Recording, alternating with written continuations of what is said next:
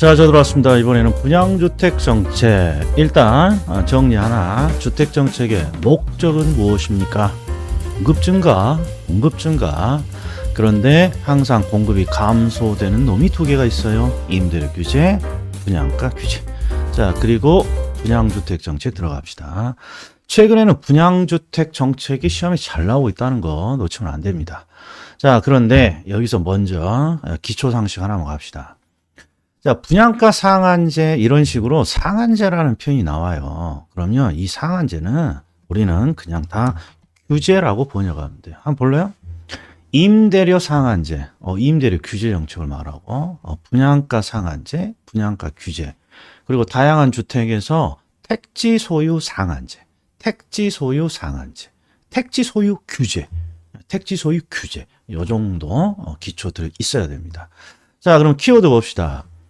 우리나라가 분양가 상한제, 분양가를 낮게 규제하는 정책을 왜 도입했나요? 그러면 주택가격의 안정이 목적이에요. 주택가격 안정. 항상 신규 주택 분양가가 우리나라의 주택시장의 가격을 올리는 주범이다. 따라서 신규 주택의 분양가를 먼저 잡아야 된다. 이게 분양가 상한제죠. 자, 그래서 우리 주택법에 이런 표현이 있잖아요. 이따 한번 확인할 거야. 이런 표현이 있는지 한번 기억나는지 보셔. 주택가격 상승의 우려가 있다. 주택가격 상승의 우려가 있다. 이런 표현이 있으면 무조건 분양가 상한제가 적용되는 거예요. 주택가격 상승의 우려가 있다. 분양가 상한제를 적용해야죠.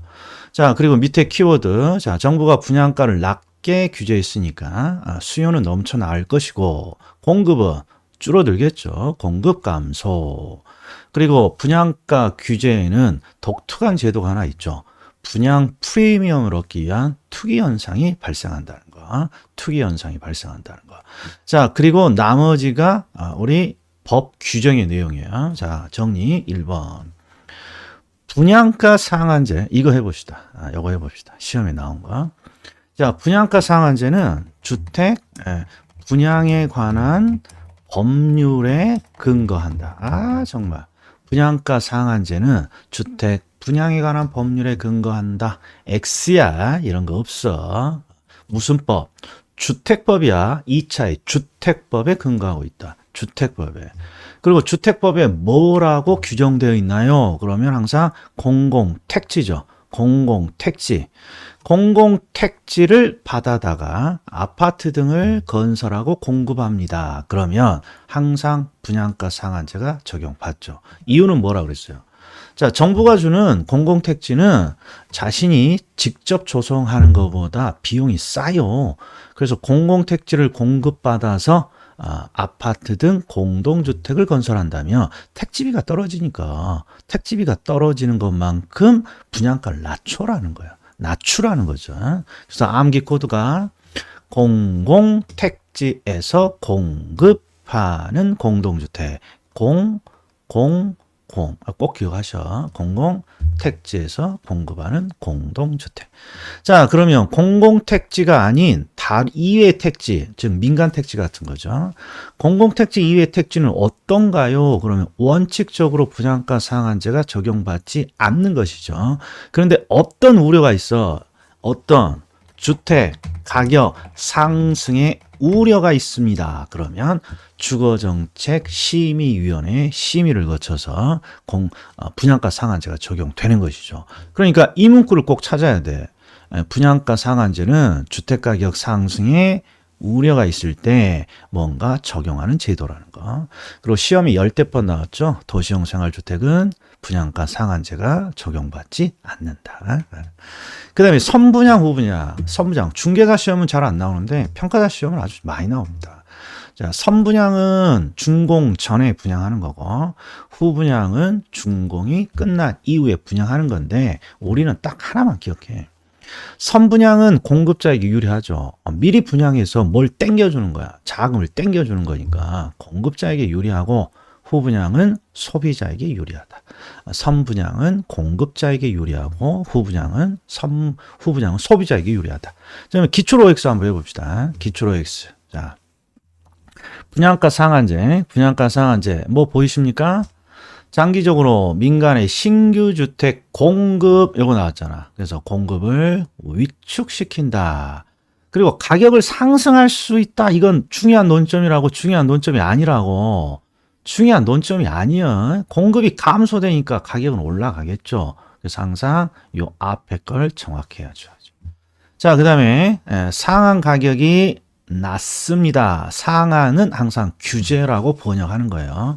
정부의 규제 가격이 낮습니다. 이게 정상적인 규제겠죠. 근데 여기 뭐라고 돼 있어요? 공급이 넘쳐나요. 이럴 일은 없다. 초과 수요겠죠. 그 다음에 주택건설업체의 수익성을 낮추는 요인으로 주택 공급을 감소시킬 수 있다. 이거 옳은 지문이네. 공급을 감소시킬 수 있다. 자, 그리고 리을번 한번 보세요. 리을번. 뭐가 이상한지. 요거 찾았어요? 요런 거 조심하라는 거죠. 항상 임대료 규제나 분양가 규제는 시장의 임대료, 시장의 분양가 이하로 낮게 임대료를 통제하는 거죠. 그러니까 시장 가격 이상으로 상한 가격을 설정합니다. 그러면 뒤에는 어떤 내용이 나와야 돼? 시장에 미치는 영향이 없다. 이렇게 나와야지. 시장에 미치는 영향이. 자, 그런데 여기는 무주택자의 주택가격 부담을 완화시키고자 한다. 아무튼 요 놈을 이하로 고치면 되겠죠.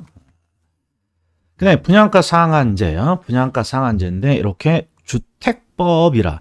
시험에 맨날 주택법 이렇게 나오는데 분양가 상한제 근거법이 뭐요? 그러면 대답을 못 해주면 어떻게 해. 여기도 주택법이라고 돼 있잖아. 주택법에 근거하고 있다. 자, 그리고 지문이 좀 길면 100% 뭐냐 이거야.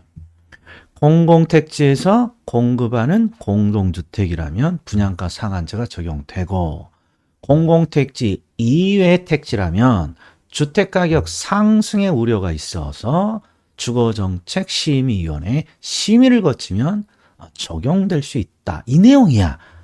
주택법에서 긴 문장 나오면 뭐라고? 분양가 상한제 적용 원칙을, 적용 대상을 물어보는 거예요. 자, 아니나 다를까. 공공택지 외에 택지가 나왔잖아요. 그리고 주택가격 상승의 우려가 있다고 나오고 심의를 거쳤다고 나왔어. 그러면 분양가 상한제가 적용돼야겠죠. 그러니까 분양가격을 이하로 공급하여야 한다.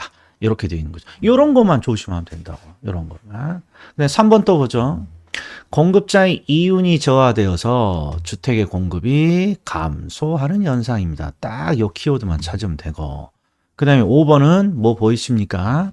사업주체가 일반인에게 공급하는 공동주택 중 공공택지에서 공급하는 공동주택은 분양가 상한제가 적용받지만 이놈은 누굽니까?